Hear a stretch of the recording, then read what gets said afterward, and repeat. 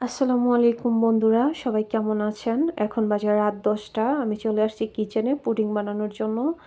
একটা হাঁড়িতে 1 মগ পরিমাণ পানি দিছি আর ডিপ্লোমা ফুল ক্রিম গুঁড়ো দুধ দিয়ে দিছি। আর যেইটুকু এখানে দিছি তার থেকে পরে আবার আমি বাড়ায় দিছি, ওইটা আর ভিডিও করতে পারি নাই।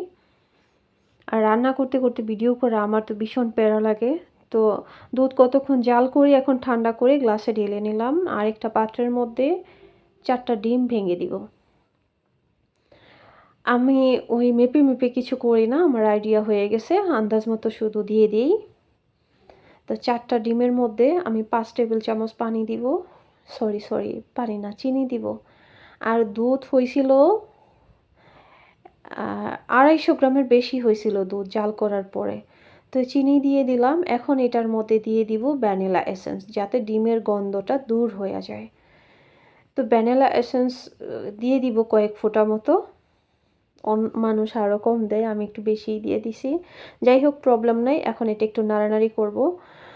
ভালো মতো নাড়তে হবে। তো চিনিটা গলে গেছে দেখেন। এখন আবার কিচেনে চলে আসছি। আসার পর একটা পাত্রের মধ্যে কিছু চিনি নিয়ে নিলাম। 2.5 টেবিল চামচ চিনি নিলাম। 1.5 টেবিল চামচ পানি দিয়ে দিব এটার মধ্যে। পানি দিয়ে এটা করব হচ্ছে ক্যারামেল তৈরি করব। তো এই যে জাল হচ্ছে, বলক আসছে, ক্যারামেলটা অলরেডি হয়ে গেছে। এখন যেই মোল্ডের মধ্যে আমি পুডিংটা বানাবো মূলত, সেই মোল্ডের মধ্যে আমি এটা ঢেলে দিলাম। তো এটা ঢেলে দিয়ে একটু সেট করে দিতে হবে সব দিক দিয়ে।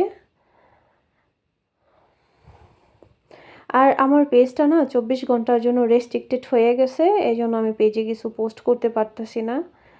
দেখেন, দুধটা আমি গ্লাসে ঢালছি ঠান্ডা করে। গ্লাস থেকে আবার হাঁড়িতে ঢালছি। হাঁড়ি থেকে এখন ওই যে ডিম আর দুধ একসাথে যে মিক্স করছি সেটা আবার মোল্ডের মধ্যে ঢেলে দিলাম।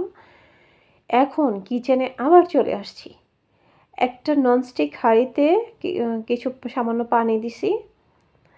1.5 লিটার মতো পানি দিছি। এটার মধ্যে একটা স্ট্যান্ড দিয়ে দিছি। আর স্ট্যান্ডের উপরে সেই মোল্ড বসিয়ে দিব। আর আমার পানিটা বলক আইসা গেছে। এখন আমি মোল্ডের যে ঢাকনাটা থাকে সেই ঢাকনা দিয়ে ঢেকে দিছি। আর বাহিরের যে হাঁড়িটা সেটাও ঢেকে দিছি, যাতে দ্রুত হয়ে যায়। আর এভাবেই ঢেকে দিতে হয়, নয়তো পানি যাওয়ার সম্ভাবনা থাকতে পারে। আর পানি নিচে দিলেই হয়ে যায়, এটা রান্না হইতে দেরি লাগে না। তো আমি চলে আসছি একদম 30 মিনিট পর চলে আসছি। এর মাঝখানে আমি একবারও আসিনি। 30 মিনিট পর চলে আসছি। দেখেন আমার পুডিং হয়ে গেছে, একদম পারফেক্ট।